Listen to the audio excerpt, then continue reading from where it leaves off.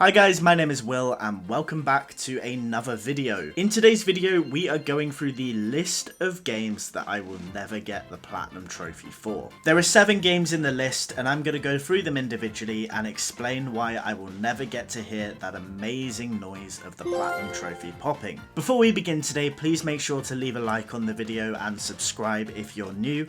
I'm trying to hit 500 subscribers before the end of the year, and anything you can do to help towards that would mean the world to me. So without further ado, please enjoy the list of the games I will never platinum. I felt it was a little bit unfair to include a spot on the list for all of the games that I've been locked out of because trophies are no longer available. So rather than taking up a slot, I'm just going to put them here at the beginning of the video. As you can see from the list of games on the screen, basically these ones no longer have a multiplayer function or the servers are no longer available, meaning that I cannot get the Platinum Trophy. It sucks as well because for some of these games I'm pretty sure I was quite close and it would have been really nice to go back as part of like a nostalgia series or something to go back and get the Platinum for. But unfortunately that is not the case, so they're going to have to live in the realm of obscurity and I'm going to have to sit there with a trophy list not completed. So at number 1 we have Stranded Deep. If you've never played Stranded Deep, it's pretty simple. Like most survival games, you start off in a plane, you're flying at night, the plane crashes,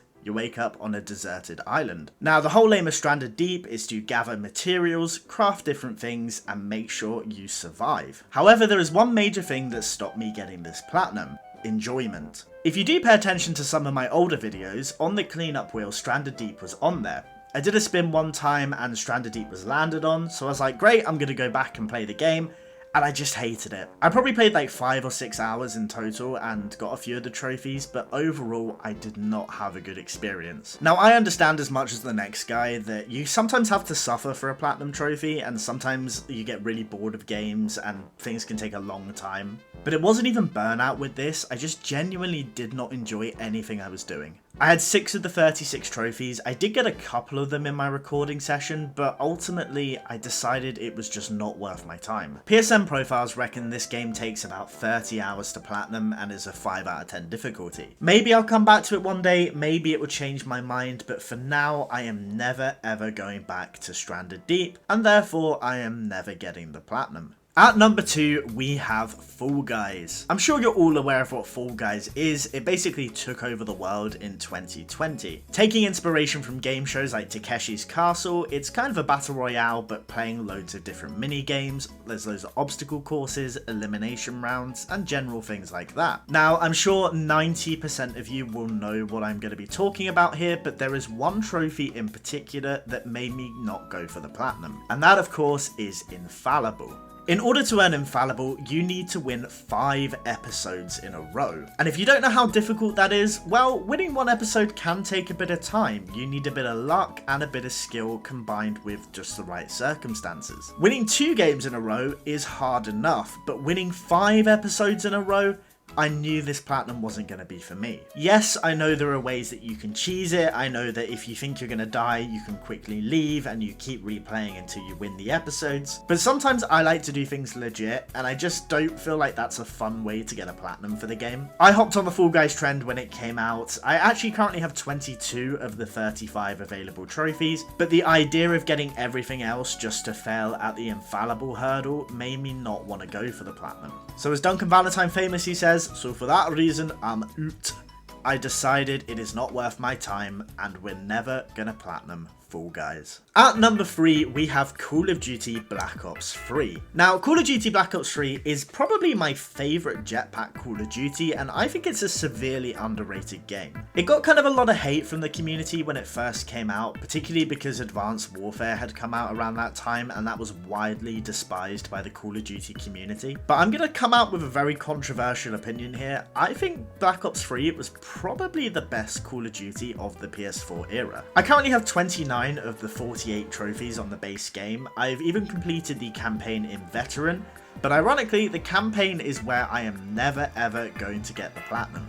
There is a trophy for earning all personal accolades in the campaign. Now this involves a ridiculously huge amount of stuff that you have to do. Firstly, you have to beat the campaign in realistic difficulty. This is the hardest difficulty that Call of Duty have ever released. You basically die in 2 bullets, and I just did not want to go through that. On top of that, you have to get all the weapon accolades, so you have to get around 800 kills with every single weapon in the game. That totals about 25,000 kills in total. And the painful combination of all of that stuff just for one trophy really put me off the game. I really like the multiplayer, and I'd probably go back and play that in my spare time, but I will never, ever, ever replay the campaign again in order to earn those accolades. At number 4, we have The Witcher 3 Wild Hunt. Now, I know, that's going to be a very, very controversial one, because actually the platinum is fairly achievable. I know this game has so many Game of the Year nominations that they probably have an entire room full of them, and when you open the door, they spill out and they bury you. But my honest answer is,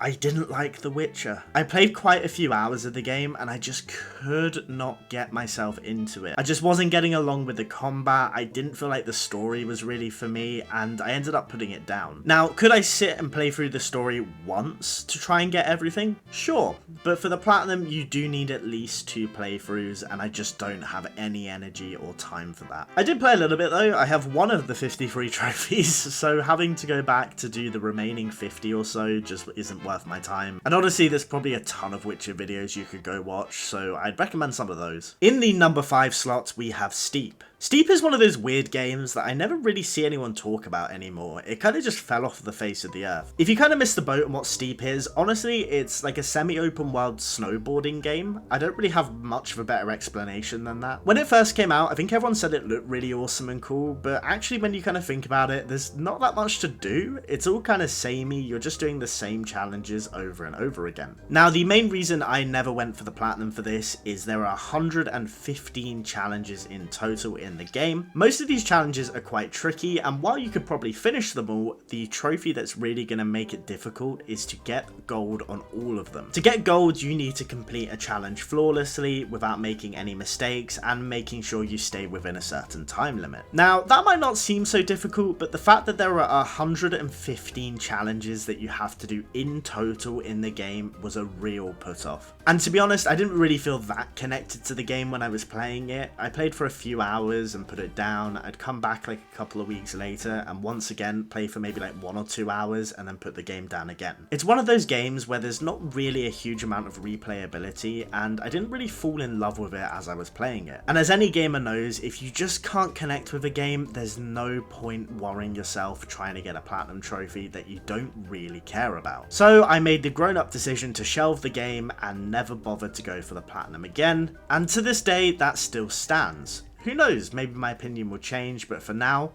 not a chance. At number 6, we have the Crash Bandicoot trilogy. Now, I know a lot of people love this trilogy, and I really enjoyed it as well when it came out. It made me realize 2 things. One, sometimes nostalgia remakes are actually kind of good, and secondly, I really suck at Crash Bandicoot. I am terrible at this game. That's the only thing I can really say about it. I am absolutely awful. I loved it, I loved every second of playing it, but my god did I die a lot. And when I say a lot, I mean a lot. Like, there are some really easy levels where I was finding myself dying 4 or 5 times over. Now, the Crash series is a very popular YouTuber platinum game. You've probably seen tons of videos of people doing it, so from my point of view, I'm not very good at the game. There's a load of available content out there for you anyway, and putting those 2 things together means that basically, what's the point? I'm not going to have a great experience doing it.